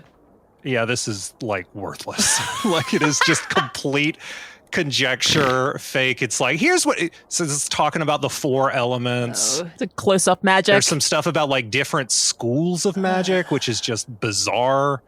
Which is like, that's not how this works. There's only 2, biomancy and necromancy. You know that. Who the hell is David Blaine? So we're going to cut all of that. So he opens the safe and he takes out a wooden box, a humble wooden box. I don't know. We can leave it. It's not my call. Takes out a humble wooden box. That What an arrogant wooden box this is. the wooden box glances around cockily as it is open, as if to say, all eyes on me, my time to shine. And you see, sitting in the wooden box, it's an L-shaped hunk of metal. What is this? I don't really know. It says, he like points out, it says like written on the side of this thing, it says justice. I tried to pick it up, but somebody yelled at me. Who? Called me a charlatan and a power grabber, and also said that I was. He takes off his eye. He said I was a malingerer, and you see that there was a healthy eye under the patch. Wow. I'm sorry. I thought maybe if y'all felt sorry for me, you'd be more likely to help. See, that's another benefit of the eye patch, though. I think a little performance is perfectly fine. I think we're happy to help you, and I totally understand why you would choose to do that. Yeah, I wouldn't give a shit if you lost an eye. Yeah. See. I mean, shoot. Oh my god. It's good joke. Fuck. He laughs a little bit. That's a pretty good fucking joke. It's all right because it's in character. He says, yeah, but that's sort of the attitude with you, Felicity and Doo-Doo the Vulture, that makes me think that probably probably this thing is going to yell at you too, but maybe not. Give it a shot. I don't know. How big is this? It's like a little longer than your hand. My hand. You wanna rock, paper. I'm trying to think of a dead version of rock, paper, scissors. Rock, paper, scythe. Dead rock, dead paper, dead scissors for it? Absolutely. All right. What? It's Tombstone Papyrus Scythe, yes. Felicity, as you go to rock, paper, scissors, you hear a voice says, Don't fucking be touching that thing. Honey, no. It is coming from your sword. No? Do I hear it? No, only Felicity can hear it. Do I detect a hint of jealousy? I am picking up something off of that thing that it is not going to like you. The less that thing knows about you, the better, believe me. I've just got your back here, just trying to help. You know what? I trust you. I'm not jealous. What are you talking about, Felicity? Sorry, I'm talking to my maybe evil sword. Oh. Now she says, Hi, Visk! Oh, wow. Yeah, she's just kind of been here. Yes. Another new friend? Jeez. Oh my god. You're from the mausoleum. Yeah. Yes, it's me. Oh. Add it to the wiki. Yeah, we're like friends now. God, I didn't know you spoke. Wow. Ah, It's Spank. Cool. interesting way to put it. Yeah, interesting. Yeah, it's fine. Don't worry about it. We're good friends here. All good friends. Helpful, but I would hate. I just don't want Felicity to be greedy. And already she was like, why don't you take it? Yeah, she's already got a talking sword. I am armed already. That seems fair. And Yeah, but Dudu, you can try to go for it. I wanted really to rock, paper, scissors. All right, just do it for fun. Okay. Ready? yeah. We just shout it out. Ready? Rock, paper, scissors, Rock. Scissors. Oh. Only Visk loses? Is that the only result? Only Visk. Looks like it's your job to touch it then. You gotta touch it. Oh, Those are the hooray. rules. Whoever loses touches it. This is excellent because in real life I am absolute dog shit at rock, paper, scissors. Some fucking You help. overthink it. I don't. That's what's weird. Scissors people always overthink it. That's so true. Because they think, All right. rock, no, but paper could beat that. No, scissors, that's it. And then that's where they stop. Just pick the coolest one. Okay. Guess I'll go ahead and touch this and hope it isn't one of the many things that have been hurting me randomly. Who is it who touches me? Visk? You seem like a creature of justice. Nice to meet you. Yes. I am Jude. It's short for judicious. Hello. Yes. Yes, I can tell.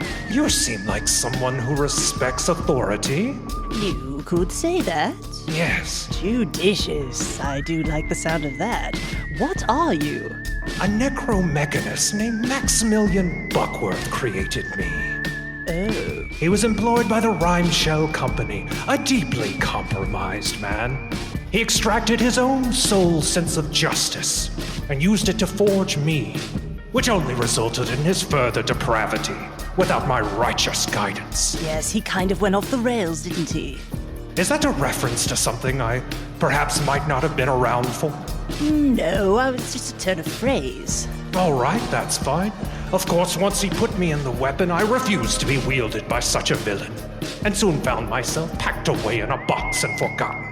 There's not too many non-villains in the world these days. You're telling me. But you and I, together, we can put them down. You know, you might be right. Just put your finger on the trigger and point the barrel and pull. And if your cause be just, if you believe in your heart that the person you're pointing me at should die, then I will fire. And they will die. That sounds like a nice arrangement. Yes. I am yours. We don't hear this, right? No, you're just hearing this, like, whisper, like a lunatic. Yeah. Being a normal freak whispering to themselves again. Dudu turns to Felicity and goes, Conk doesn't really talk to me, but I know he loves me. I say, pulling at my necklace a bit. Oh. It curls around your fingers a little bit. See? And flicks out a little wooden tail. Oh, he's so sweet now. Yeah. So I don't look like a weirdo like you two do when you're talking out loud. I've got too many friends in my head. Look, I get it, but geez, it's like talking on the phone here. The what? This is going to pick up this object. My name is Jude, and I'm your gun. Hell yeah. You have a gun now. It works exactly like a real gun, Whoa! Whoa. except that you have to feel righteous for it to work. Oh, I can do that. Yeah. Hazel said, so did it work? What kind of gun is this, may I ask? Like, is it a revolver? Or is it a... Yeah, outside, it is very simple. It is just looks like it doesn't look like it has any more mechanism than it's just a, like, L-shaped with a trigger. Like how a kid draws a gun? Yeah. Oh, hell yeah. Like how I draw guns for future fan art? Fuck yeah. Yeah, it is. You know what? This is the only one in the world. So it's like, it's pretty simple. I was also, when you were first describing it, I was imagining a large Allen wrench. Well, that's fun. I was too. Yeah, you know what? It's a Just big like Allen a big wrench. fat Allen wrench. That's a gun. Yeah, I did a little trick because guns don't exist in this world. You've never seen. Hey. Yeah, the other two, you have no idea what is happening. You've just seen this pick up a piece of metal and kind of like whisper to it. So now you have an L? What? They were like zoning out. Is your L cool? Yeah. Can I call him LL Cool J? No, tell him he can't call me that. Even though there's no J, but he is a cool man, and I would guess his name would be J. No, his name is Judicious. That's right. LL Cool J. Shoot him! No. Cut him he's- down. No, he's fine. Don't worry about it. End He's just a him. goofball. No. Shh. He's a carrion creature. I Look at him, he's a vulture. I'm putting Judicious like in my, I don't know, bio pocket. Do I have those? As you kind of put him down to your hip, your body has just been like so fucking ready for one of these that it just like grows a little gooey gun. Little holster. Yeah. You have a little gummy holster now with a gun in it. Wow. Ooh, nice slime pocket. Yeah. It's nice. Thank you, Hazel. Wow. Oh yeah. So enjoy that. That was for me. Thank you. Do you know what it does? I have an idea. Oh, okay. Well, you seem like you're playing it coy. That's fine. I'd like to go try it out on that ghost. All right. Well, we just got to wait till tomorrow. Damn. Do we got a plan for this ghost? So, I just got a very interesting piece of metal named Judicious, Your L. my L. And they tell me that I can vanquish evildoers quite easily with it. So I'd love to take it for a spin on this horrific ghost. I got no other plans. Go for it. Yeah. Well, I mean, she comes back at noon every day. Alright. So I guess we got some time to kill. yeah. Y'all wanna avail yourselves of the town's many things to see and do? Sure. No. What? Do you have a place that we could rest for the evening? Sure. And he gestures to the empty jail cell behind you with the licorice cowering in the corner. There's a bed in there nobody's using. Y'all can have fun. I'm tired. I'm not so sure about that. All right. Well, What is there to do in this town?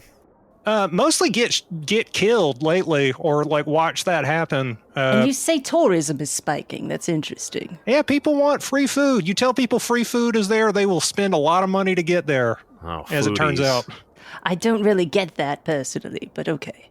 Yeah. Well, that's fair. Have you ever been starving for like years at a time? Emotionally, but no. No, that seems less severe, like kind of a less relevant. That's fine. I understand. You're getting your oar in. Anyway, yeah, we got all kinds of. Yo, take in a show. Do whatever you want. A show. Yeah. A show? Got shows. I think a show actually sounds rather nice. Boy, I sure did say that. All right. Well, y'all want to head on down to the Grand Theater? Absolutely. We do. Don Tooting. All right.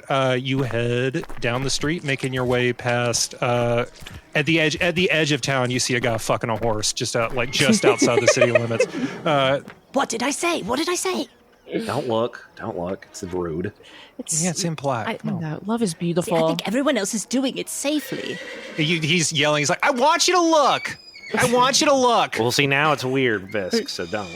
Well, I think just that only one person has ever fucked up doing that, apparently. I don't understand why she won't kill him. Like, I know that's a terrible thing for a mayor to say, but it's a blight. It's a blight. I don't want him to become a local character that people decide they want to protect. Anyway. But if he dies, he'll become a very strange ghost. Yeah. Are we talking about the guy getting fucked by the horse? Wait. We're all just picturing He it. turns around, he says, "Ain't nobody getting fucked by the horse." You turn back and you see that he is fucking the horse. Oh! The other way around is the dangerous one, maybe. Wow. I'm gonna be honest, I don't think there's a safe way to do it. So many delightful images. I'm just trying to figure things out. I cannot believe we've gotten back on this, he says, pulling you by your goo, and it's like stretching out like Ninja Turtles pizza, pulling you all into the Grand Theater, an old-timey Western theater that did not exist before I shot my mouth off a few minutes ago, so let's see what we got. There are taffeta curtains from floor to ceiling taking up an entire wall. There is a catwalk that extends out into the area. There's a guy telling jokes. They don't seem to be very good and are probably not even worth stopping to think about. There is a pickle barrel behind the bar with a tube running into it. And as you enter, the lid pops off and Dylan erupts out of the pickle barrel. "Hello, brothers, Oh, Dylan! dear friends. Hi, Dylan. Have you come to take in a show?" Do you have like a pneumatic tube system between barrels? "Yes. Wow. Wow. High tech. Yeah. I have to remember to hook up the barrel, though. It helps me get around." Are you okay from the... I really don't know if you get wounded. The barrel situation seemed bad. "Oh, yes, you see, we just had to restore the barrel. As soon as the barrel's restored, I'm fine. Oh. You see, I represent the platonic ideal of a pickle barrel that exists out there in the psychic waste. Everyone who lives and dies has an image of a pickle barrel, a perfect thing, infinite in their head. Nobody ever pictures an empty pickle barrel. So the barrel is never empty." Are you from the psychic wastes? Yes, that's where I was a thing out in the psychic waste, and then one day I was in a pickle barrel, and then about 50 years later I met the three of you. Are you really supposed to be here? But you're not really a pickle? Are you really a vulture? And as he says that, the scene slams to you guys going to bed. You guys are going to bed, and you're. Hazel says, "Wow, what an exciting show that was! Fantastic! I guess it's time for us all to go to bed." And he gets into his bed in his nice little room, and Wow. he has a little pickle on his bedside table that's glowing. I get into bed with him and Spoon, Big Spoon, obviously. He says, "Oh yeah." And I am waiting for Vrisk and I'm Felicity, so happy to be clutched by a vulture, man. This smells so good. Exactly as good as you would expect. Inviting them to Spoon also. I'm like, well, come on in, fellas. Felicity, her head still filled with the beautiful, iconic imagery of the show that we just saw, climbs into bed and spoons Doo-Doo the owl. I'm the little Spoon now. Yeah, it was an ancient story. It's very, very popular back in Necro-Rome. Oedipus T-Rex. It's a tragic story of the early Saurians. It's a shame that play was so distracting. I was thinking of using my new friend to send that pickle back to the psychic waste because it seems like it's not supposed to be here. Visky. What? Put your L on the table and spoon Felicity, so we can all go to bed finally. That's a little personal for me. You're a as your coworker, Doo-Doo falls asleep instantly. Also, I don't sleep like that. Okay. This takes off the 10-gallon or 4-gallon hat. Sorry, my bad. It's 4 gallon plus the you know. Plus. It's like a saucepan, 4 gallon. And just pours into it, and that's how they sleep. Yeah. You have some interesting dreams kind of like flowing back and forth between the, what am I looking for here? The canteens and the hat. Oh, there's still pickle juice in here. Yeah. It's a lot of dreams about pickles. Oh, God. It's like a wave machine, the gentle sloshing of this going from canteen to hat to canteen to hat. As you drift off to sleep, you think about tomorrow's adventure and what the dawn may bring, but more importantly, what the noon will bring.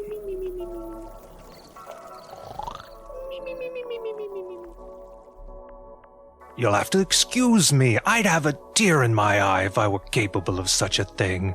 Their first overnight mission. I was so proud. And then what happened next astonished even me.